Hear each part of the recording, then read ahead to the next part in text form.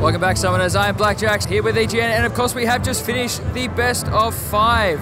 Now, of course, we did go straight to all 5 games. Now, with me here, I do have Phreak, who just casted the entire series. Now, Phreak, 5 games must be absolutely exhausting. How are you holding up?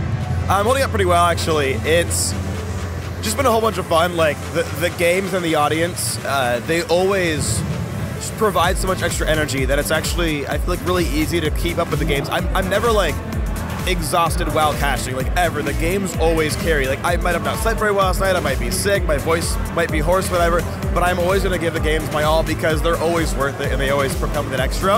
Okay, maybe I'm a little bit tired now, but that doesn't matter. That's after the fact. So, I mean, I'm repeating the same thing, but the games always carry. It's the truth. Being from the North American scene, like, these aren't teams you see and cast every day. So how do you go about actually preparing to cast another, like, a completely different scene?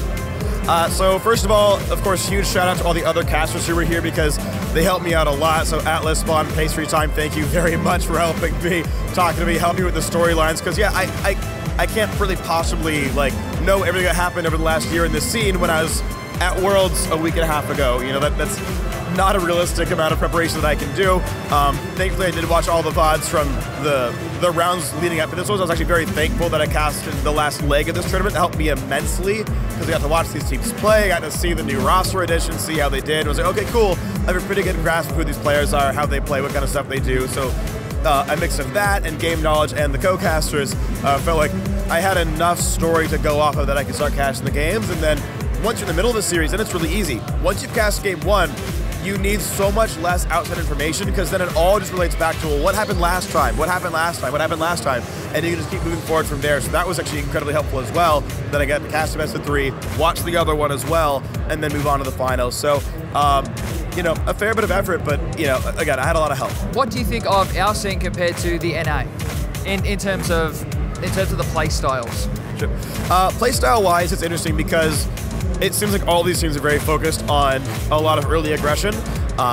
There are a lot of interesting similarities and differences. So a lot of very good individual players. Like the level of play individually is right up there. I think it was the same case at Worlds. You had teams who maybe they weren't going to be as good as Samsung went as a team, but a lot of them were pretty close individually, and that was cool to see, right? That, like, you know, even on this grand scale of something like Worlds, you've got players who are pretty close. Oceania, I think, very similar, where they've got a lot of very good standout individual players. Strategically, I think there's a lot of room to grow. To my understanding, there are no fully professional Oceanic teams, and so there's just not a lot of time in these players' days to prepare and fully practice, have all these strategies, have all these things ready. And so it's a lot harder to be at that same level as these teams who have been fully pro for sometimes 3 or 4 years now, and it's unrealistic to expect them to be as strategically sound as those teams. And truthfully, they're not, but they are getting there and they are close. These guys team play well, right? The players are good mechanically. There's not that much farther to go to catch up with the rest of the world, and so I'd love to see this scene as it grows, as it matures, because they'll be right up there. Yeah, I think Phreak's absolutely hit the nail on the head there. And look, in terms of the actual cons themselves, do you recognize any cultural differences in the interactions between, I suppose, the Riot staff and all the people here today? In general, it feels similar in that all the fans out here are amazing and passionate and wonderful, and it's great. I've kind of never been to a con like this where people are flat. So I'm glad that you guys live up to the same standard as everyone else, where you guys are wonderful and amazing, and that's great to see. Otherwise, I mean, I don't notice any huge cultural differences.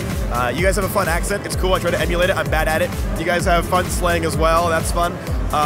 And it's kind of nice also coming to an English-speaking country. It makes my life a lot easier outside the games and doing whatnot. But in general, you're just a wonderful, enthusiastic League of Legends scene who are really friendly and really kind, and you produce some great games as well from your top-tier players. So I just like you guys. Oh, beautiful. That's always good to hear. Well, thank you so much for your time today. And make sure that you follow us on Twitter, Facebook, and subscribe to our YouTube channel as we bring you more coverage from PAX Australia. But till then, I'll see you at egamingnetwork.com.